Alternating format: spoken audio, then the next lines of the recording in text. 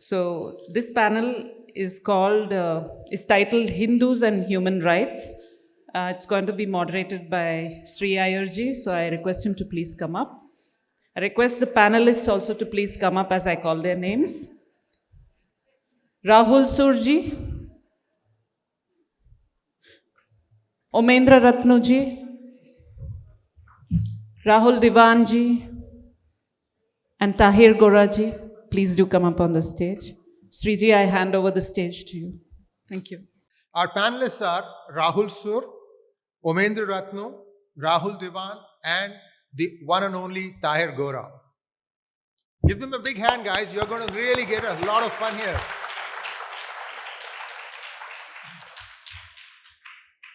Rahul Sur is the Executive Director of Hindus Advancing Human Rights, HAHRI, and formerly served as UN Peacekeeping Evaluation Chief and is a retired IPS officer.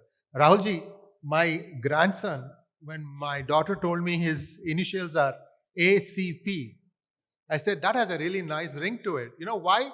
ACP is the first posting of an IPS officer, Assistant Commissioner of Police. I said, this guy is born here, but it's got a really nice ring to it. So, thank you so much, sir. You've had a very, very cherished career. Omendra Ratnu ji, in case you all don't know, Dharmansh. How many of you have heard of Dharmansh? Wow, wonderful, wonderful. More hands, please. He has written a beautiful book on Rana, two-part volume, right? Maharana. 1,000-year war for Dharma. And Omendra ji has a regular on P Guru's channel, and we are going to hear from him today also. And welcome Rahul ji, welcome Omendra ji. Rahul Dewan, founder of Sangam Talks, and he has a Hindu fund. He has a dream of raising 1,000 crores? 1,000 crores for the Hindu causes. Anything that has to do with Hindu, anything.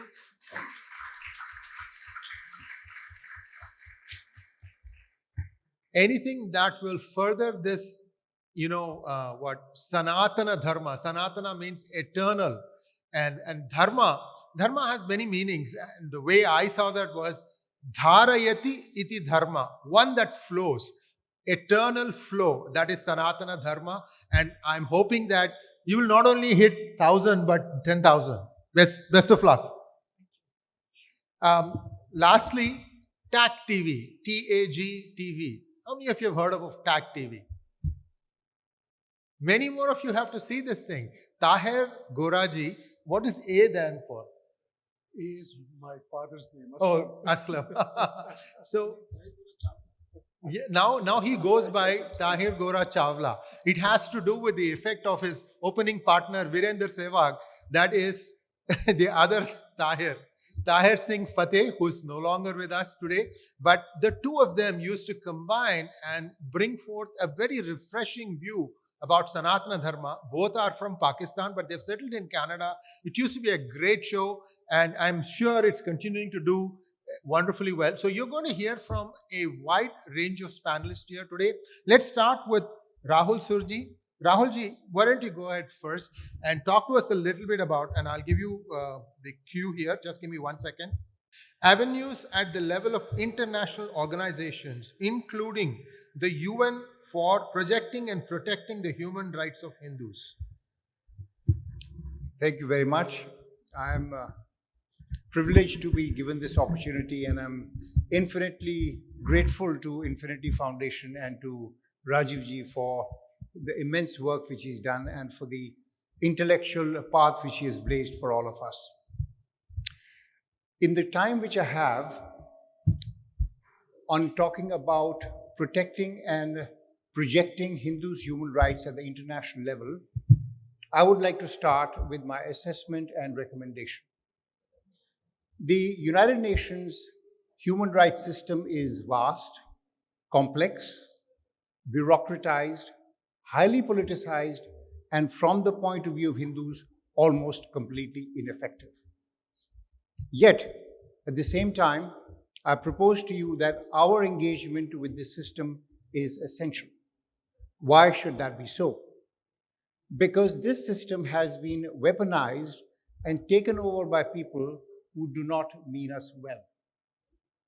For example, how many of you have heard that 15th of March every year is officially recognized by the United Nations as a day to combat Islamophobia? This was the result of relentless lobbying by Muslim states and by resolution introduced by Pakistan. How many of you know that the United Nations officially recognizes anti-Semitism and Islamophobia, but is completely silent on Hinduphobia?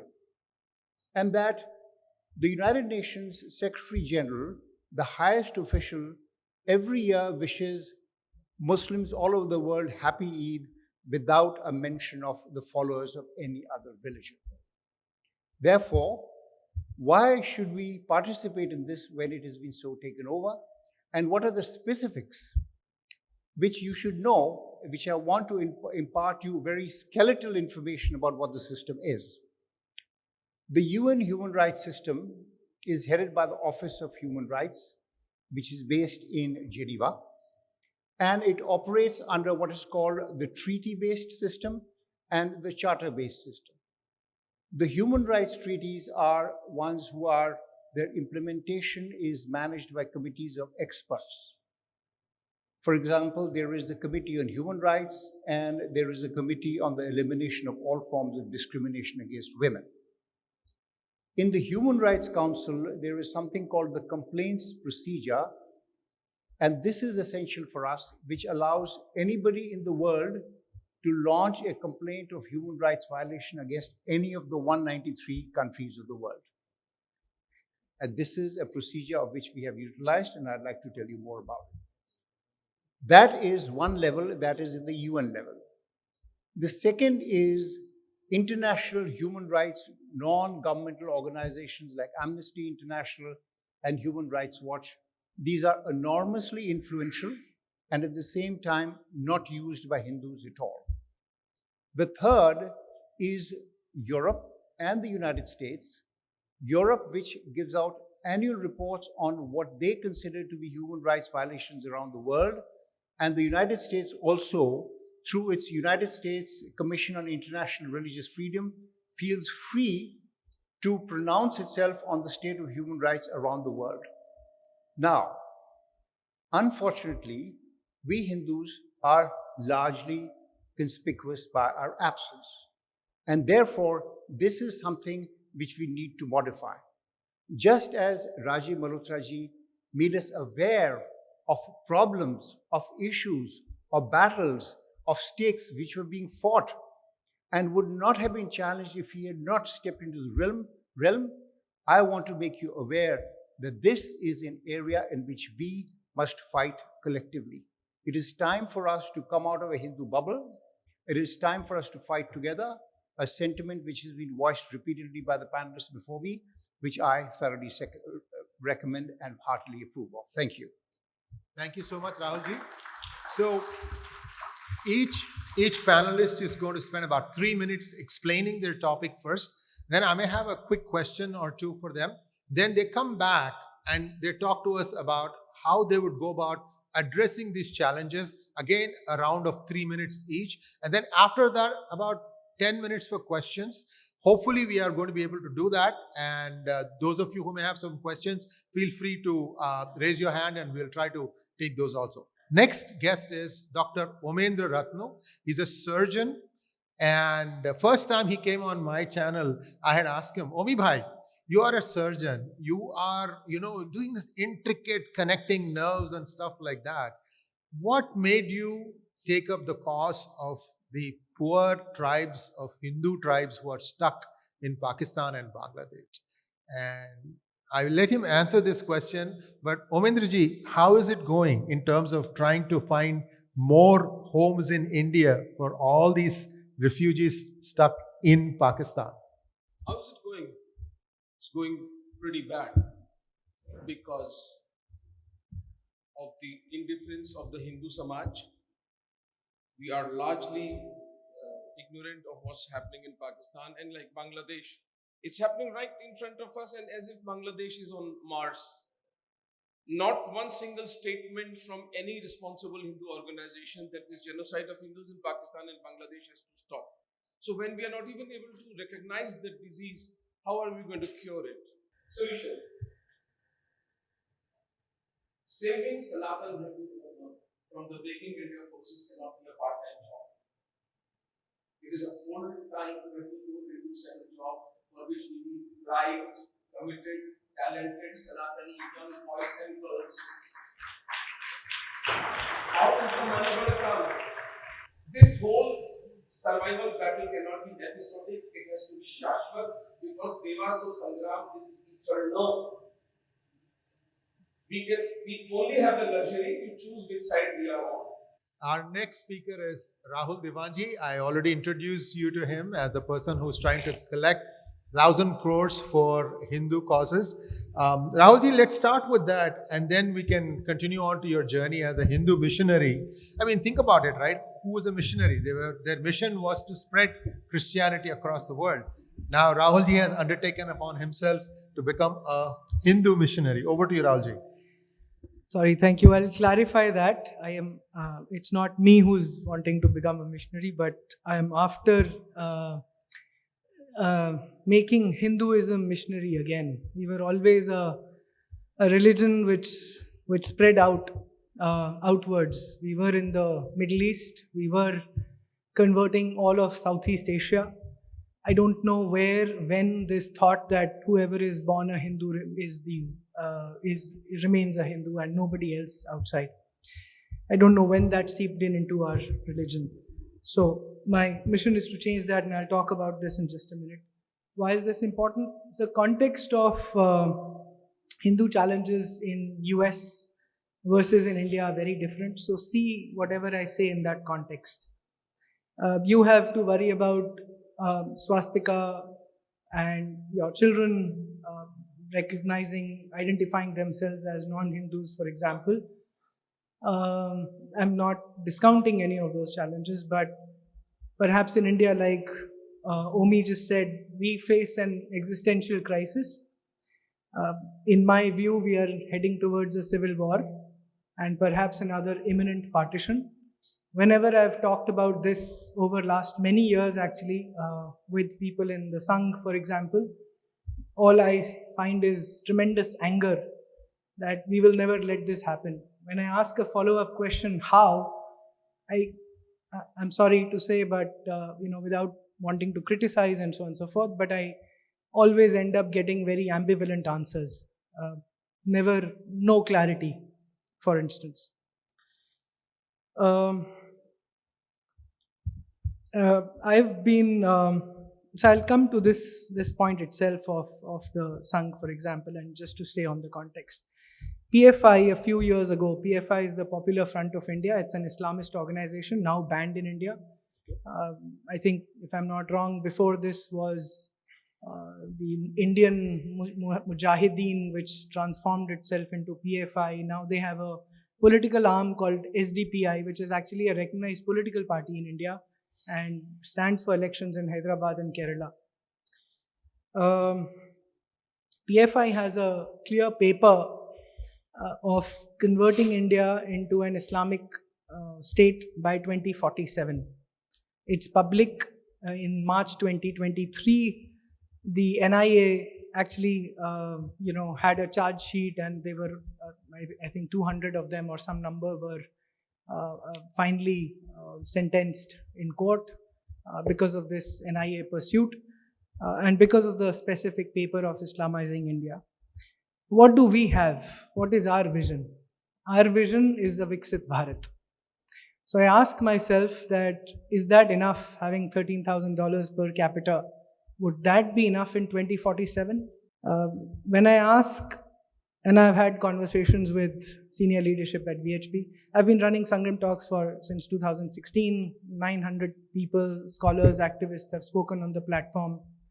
But very few people know me because I used to run a software business which I sold in 22 and exited 2 years later.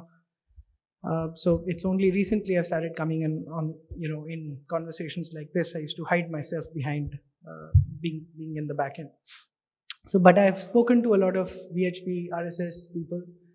including the leadership at some Sangh organizations. And whenever I ask them this question that, how are you going to prevent a civil war? When I first make that statement, I find that the answer is always self-implicating. It's about jatiyon mein bata hua Hindu samaj. And unless we correct that, there is no hope for us, Whenever I ask Sangh organizations, there is no clarity. So I've actually challenged some top leaders and said that Hindu Samaj is directionless and you are not offering direction. What would be direction? A direction would be something similar to, defining what a Hindu state looks like, where we are not pelted with stones every Ram Navami or Durga Puja. So I asked them, this was an incident in a flight, somebody senior was sitting next to me, and I asked him, okay, tell me, how will that situation happen? What does it take for us to get to a point when we are not pelted with stones? If we are already a Hindu Rashtra and we are getting pelted with stones on every Ram Navami and Durga Pandal, what does it take for that to stop? And the only answer I get is vague things like jati-less society and all of this, honestly, and unfortunately.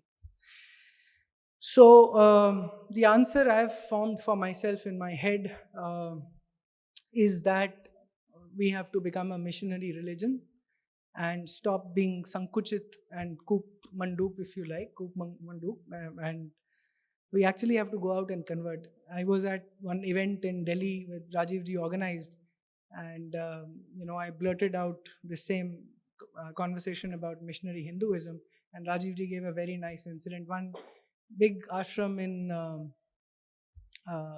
Rishikesh, and he told about an incident that about 15 students or whatever on an exchange program, Americans, they went with this Swamiji around India, and then after 2 months of travel or some duration, one of them, when they were gathering back, one of them said that, oh, I want to convert to Hinduism. And this Swamiji tells her, Rajiv ji narrated this, he says that, oh, don't worry about converting, say Om Jesus. So, and Sankrant was sitting there, Sankrant Sanu, and he said, had that been a Maulvi, we would have said, ha, padho kalma abhi. So this mindset is just absolutely absurd. It is obviously in Thailand, even today, when the king is anointed, the priest who anoints a king is, the title is a Brahmana. How did he become a Brahman outside India? Obviously, we were creating these communities. We were converting them. What happened? So my solution is that the entire Hindu dharmacharyas, the kathavachaks, the sannyasis, the mathas have to openly and publicly start announcing Ghar Vapsi programs. Openly and publicly is the key word. So, thank you. Once again, when I ask the Sangh that, the answer always is we do convert. I have no doubt about that. There are many organizations converting. Unfortunately, ask every organization who converts, ask them a follow-up question. Ask them, do they convert, do they change their names on the Aadhaar card? Not a single organization you will find will say yes. It's an expensive process. But unless you do that, all Ghar Vapsi movements are absolutely useless. We have to get that understanding. Hindu Hanuman lockets, doing a yagya is not going to prevent them from returning to whatever other religion. You have to change their name on the Aadhaar card and the passports and so on and so forth. That is how they will become valid sort of for cremation grounds and so on and so forth. And there are many other things about this. And of course, the other solution, I'm going to stop my long monologue, is to raise 1,000 crores. You'll get a chance to talk about solutions, another 3-minute slot, so no worries. Sure. Thank you so much, Rahulji. And now, Tahir Gora ji. He goes by the name Tahir Gora Chawla. Sirji, is this an influence of our Tariq Singh Fateh? Yeah, actually, Tariq Singh Fateh and I both come from Punjabi heritage, so we are Singh by default.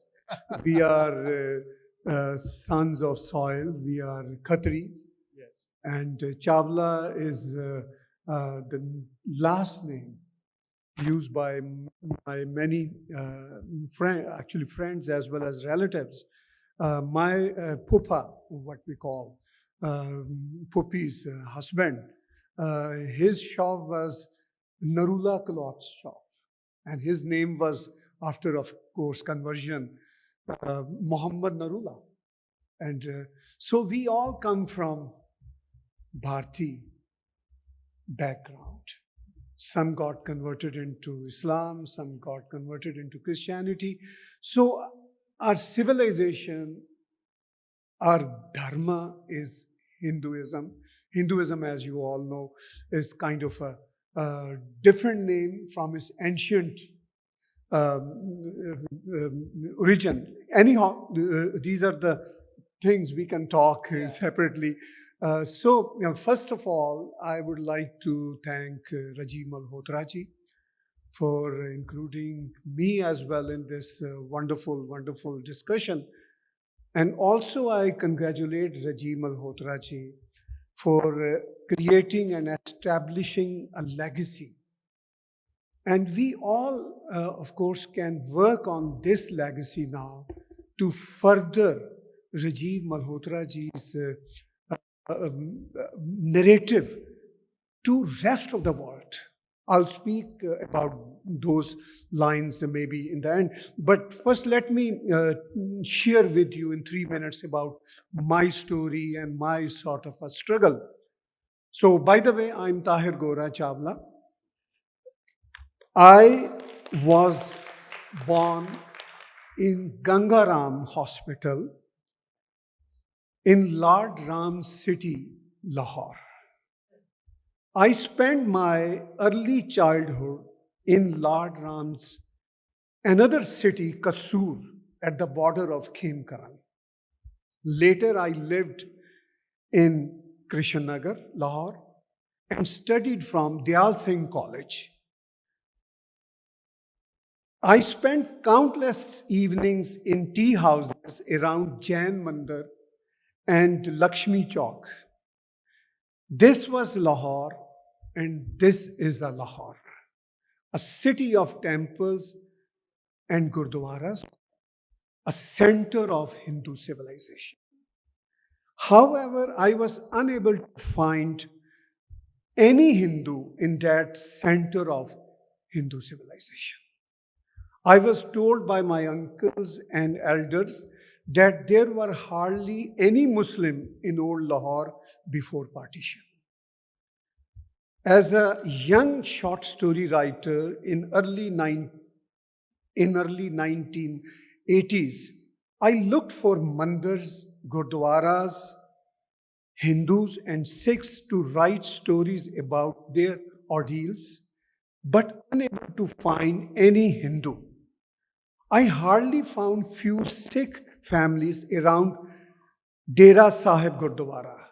I met the priest and requested for his views about his life in Pakistan. He declined my request out of fear. Gurdwara Dera Sahib is a Gurdwara in Lahore where the fifth Guru, Guru Arjan Dev, was martyred in 1606 by a Mughal Hitler, Jahangir. Later, Maharaja Ranjit Singh ruled Lahore and his samadhi laid down next to Gurdwara Dera Sahib. I could only write a short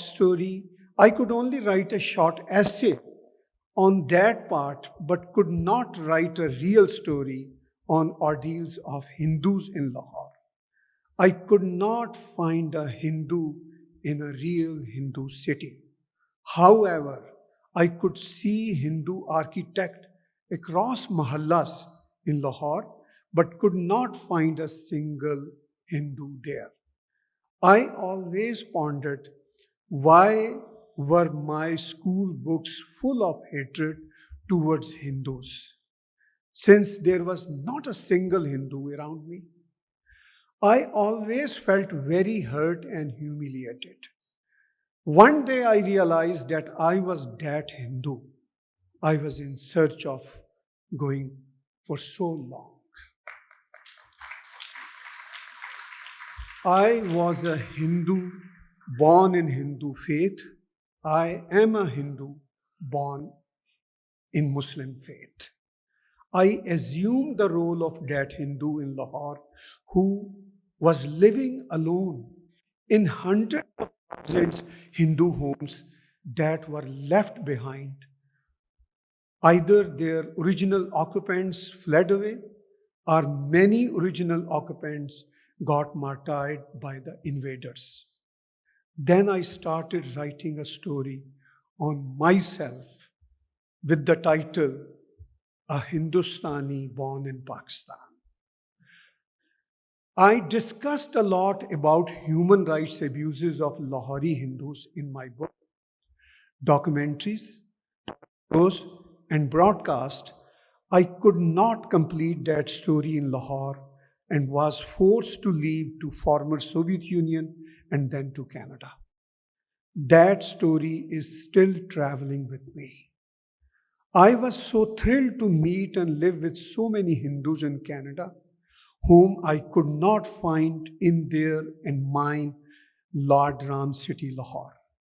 My Hindu brothers and sisters are well established and well placed in Canada, but I found them a soft target of extremist Muslims, Khalistanis, evangelists, and leftists.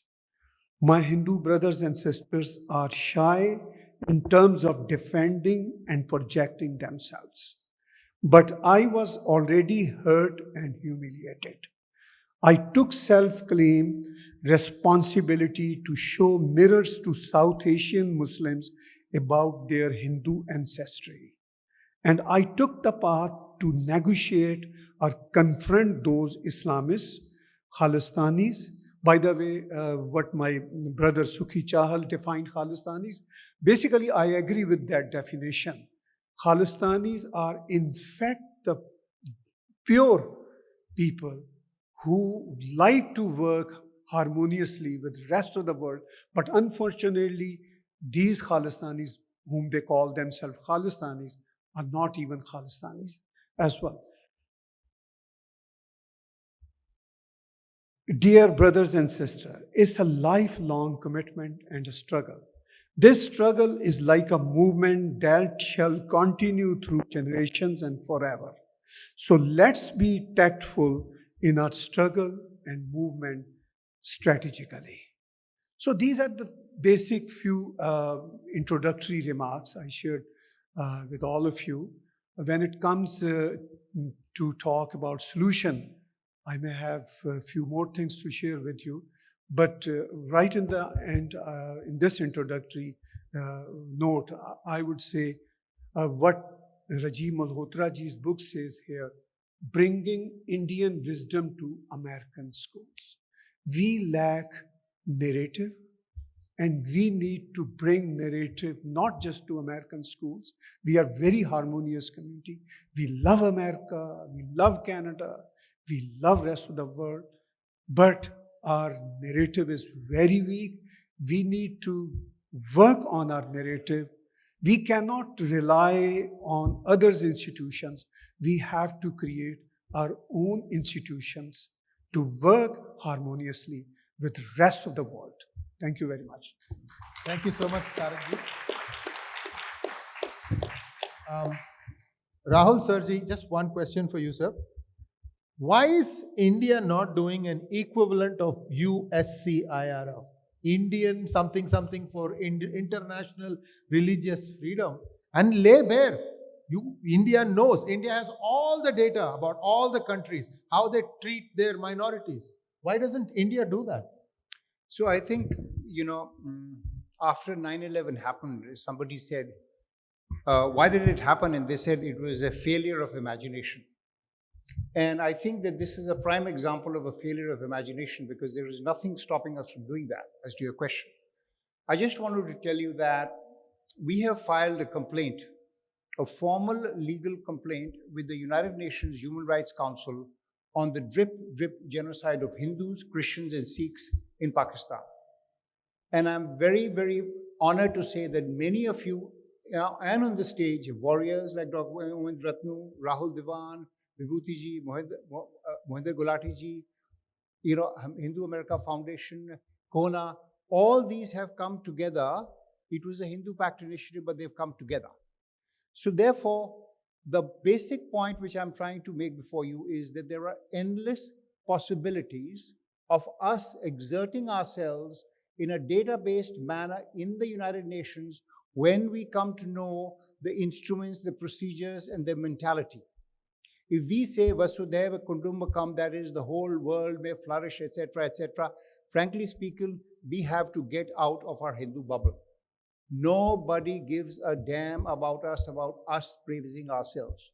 We are, of course, good, but you cannot expect appreciation from intolerant ideologies. That is a fact.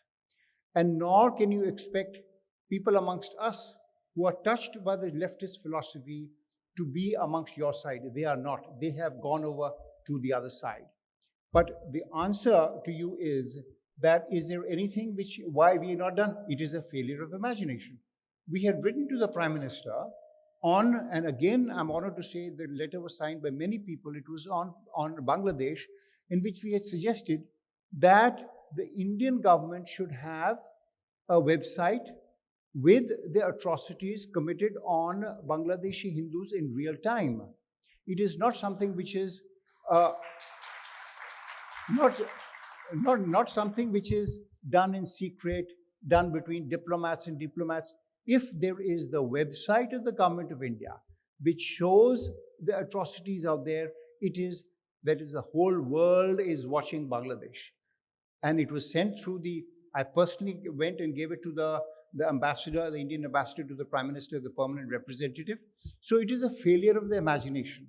And I think this point needs to be emphasized, that we need something like that, because we are at the end of the gaze. We are being gazed at by the European Union. We are being gazed at by the USCIRF.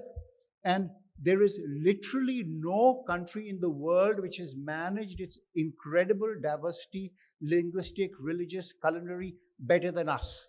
Countries have broken up over, there are cracks in Canada over French and English. There are cracks in Belgium.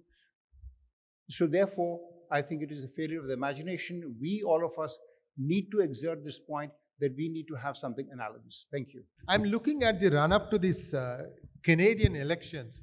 Systematically, the two bigger parties are either sidelining their Hindu politicians, or they're not even, those who are getting tickets, they have been sidelined. What is going wrong, Serji? I'm a little concerned. Hindus are a big economic engine in Canada. No, of course, both top parties, Liberal Party and Conservative Party, they are ideologically and politically almost same. One we call conservative, one we call liberal. But unfortunately, conservatives are not as conservatives as we see conservatism, vibrant conservatism in the United States. I'm also a part of one political party. I happened to contest election in 2019 elections. So I have seen things and I have dealt things very closely. So addressing precisely to your question, why both top parties are dumping Hindus. Because unfortunately, we Hindus are very submissive, I must say. I have to be blunt. You cannot create a space for yourself if you don't want to create a space. That is a very, very simple answer to that. And in terms of addressing, I would like to address precisely and tabling some of the one-line solution to our human rights issues related to Hindus, because we do not have a strong narrative system. No one can dare. I'll connect both things. Like, for instance, in Canada, many political parties, precisely two, they have dumped Canadian Hindu candidates. Why? Because we are the soft target. They cannot do with the Muslim community. They cannot do it with the Khalistani diaspora. I'm using Khalistani term again, the way it is being used these days. They cannot dump any candidate from Jewish community. I have lots of respect for Jewish brothers and sisters. They are wonderful, wonderful people, and they also know how to create strong institutes. And look at Islamists and the Khalistanis. They have their strong institutes. We do not have a strong institute, Hindu institute in Canada. So this is a human rights crisis for us. So I think we should talk a lot about this. And right in the end, for instance, what Rahulji said, my mission is to create an awareness for South Asian Muslims that they belong to Hindu civilization. Hindus have no issue with Middle Eastern Muslims. Yes. I mean, what we call in Hindi, Muhammad bin Salman गले मिलते हैं मोदी जी से, और जो हमारे south Asian Muslims हैं वो गले पड़ते हैं मोदी जी को. So this is the difference. We don't have issue with the Arab Muslims. We work with them hand in hand, but unfortunately South Asian Muslims who come from Hindu ancestry background. So I'm working to publish books, to create documentaries, to talk shows, to sort of create harmony with South Asian Muslims, to create an awareness within their circles. This is a kind of a discussion I can talk on like hours and hours, but this is just the basic idea I share. Thank you so much, Tahir ji, and what a session we had. Wonderful exchange of ideas. And also, I think we are ending on a note where we know what needs to be done. And at this point, I'd like to bring to a close this session because we still have one more session to go and a few more things that you need to do also. Thank you so much. Namaskar. Please don't leave. Please don't leave. You have a photo session with the books.